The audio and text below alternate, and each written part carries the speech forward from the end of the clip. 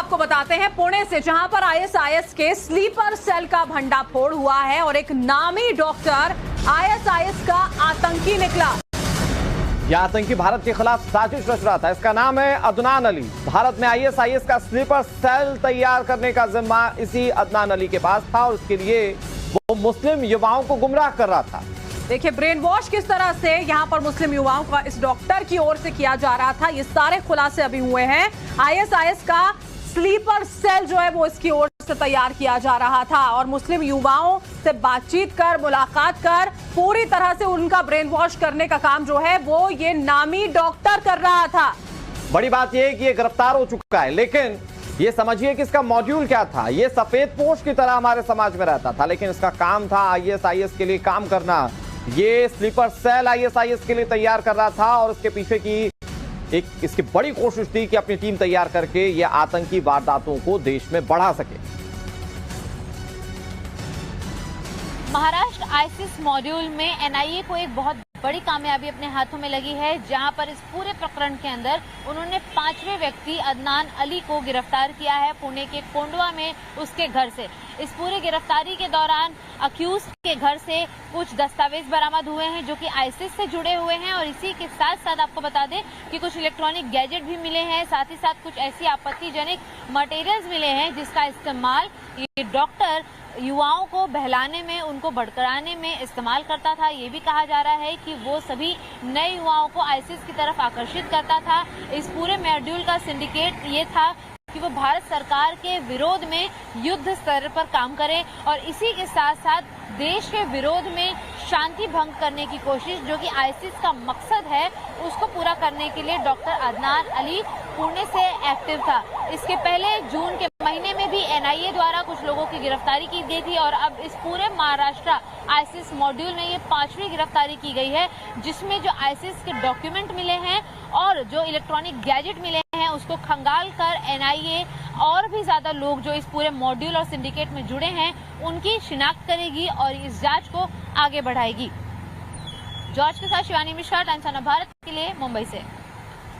चलिए अब आपको विस्तार से शैतान डॉक्टर का मकसद समझाते हैं।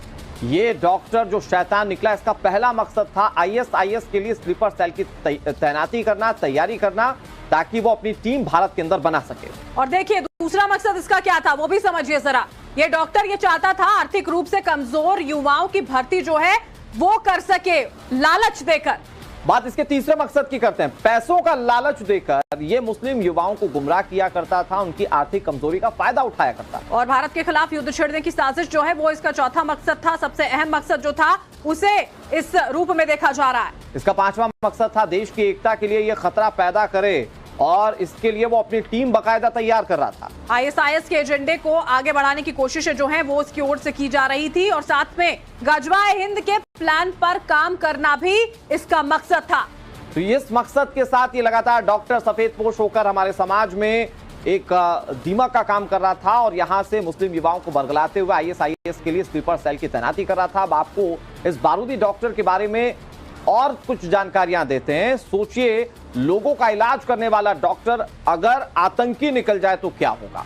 बिल्कुल, आप देखिए 43 साल की उम्र अदनान अली की और एनेस्थीसिया का स्पेशलिस्ट ये डॉक्टर जो है वो बताया जा रहा था और एनेस्थीसिया वाले इलाज का 16 वर्षों का अनुभव। अनुराग समझिए, यानी इतना सफेद पोश था कि इस पर शक करना भी दूर दूर तक किसी के बस में नहीं था। लेकिन पुणे के एक निजी अस्पताल में इलाज करने वाला ये डॉक्टर आईएसआईएस का एक हैंडलर निकला। इंग्लिश, हिंदी, मराठी और जर्मन भाषाओं का ये अच्छा खासा जानकार है। एनआईए ने पुणे के कोंडवा इलाके में छापेमारी की थी और आईएसआईएस से जुड़े कागजात, इलेक्ट्रॉनिक डिवाइसेस जब्त किए थे। और देखिए आईएसआईएस के लिए युवाओं की भर्ती की जिम्मेदारी जो है वो अदनान अली को दी गई थी। सालों से प्रैक्टिस यहाँ पर कर रहा था। कितनी भाषाओं का जानकार है, जर्मन भाषाओं का जानकार यहाँ पर, पढ़ा लिखा डॉक्टर। और इसका काम यह था कि मुस्लिम युवाओं को बरगलाना, उनका ब्रेन वॉश करना, उनको लालच देना और फिर स्लीपर सेल आईएसआईएस के लिए तैयार करना। और सवाल यह है कि देश में ऐसे कितने सफेद पोश हैं जो इस तरह से काम कर रहे हैं। हमारे साथ शिवानी जुड़ गई हैं। शिवानी, सबसे पहले तो बताइए कि क्या मोड ऑफ एक्शन था जिसके बाद एनआईए की टीम इस डॉक्टर तक पहुंच पाई, क्योंकि अच्छा खासा सफेद पोश था, इस पर शक की गुंजाइश कहीं नजर नहीं आती थी। देखिए यहाँ पे बहुत इंटरेस्टिंग कड़ी है पूरे एनआईए की जांच में, क्योंकि इसके पहले भी पुणे, ठाणे और मुंबई से 4 लोगों को गिरफ्तार किया गया था 3 जुलाई को, और इन्हीं चारों में से एक व्यक्ति इस डॉक्टर का रिश्तेदार है। उस इंसान की जांच करने के दौरान इस डॉक्टर के साथ उसकी व्हाट्सएप पे चैट रिकवर हुई है, जहां पर वो इस्लामिक मोडस ऑपरेंडी को, इस्लामिक एजेंडाज को डिस्कस कर रहे हैं बकायदा। उन सारे तथ्यों के आधार पर, दोनों की टेलीफोनिक कॉन्वर्सेशन रिकॉर्डिंग के आधार पर एनआईए ने इस इंसान को संदिग्ध पाया और उसकी गिरफ्तारी की है। आपको बता दें कि इन्हें फिलहाल एनआईए की कस्टडी में रखा गया है। कल मुंबई की एनआईए स्पेशल कोर्ट में इन्हें पेश किया गया था डॉक्टर को, और साफ तौर पर रेड के दौरान उनके घर से कई सारी pen drives, mobile phones, electronic gadgets, laptop, सारी चीजें बरामद हुई हैं, मोबाइल मिला है। इसलिए एनआईए ने 14 दिन की कस्टडी मांगी कि उन सारी चीजों का अगर वो ब्यौरा करेंगे तो उन्हें समझेगा कि आखिर ये और कितने लोगों के साथ इंसान जुड़ा हुआ था। साफ तौर पर कल जो डॉक्टर अदनान अली हैं, उनकी जो वकील है, उनका ये साफ तौर पर कहना है कि अदनान अली 20 साल से इस्लामिक शिक्षक भी हैं, वो लोगों को इस्लामिक जो ज्ञान है वो देते हैं, इसलिए उनके पास से ऐसी किताबों का मिलना बेहद ही लाजमी है।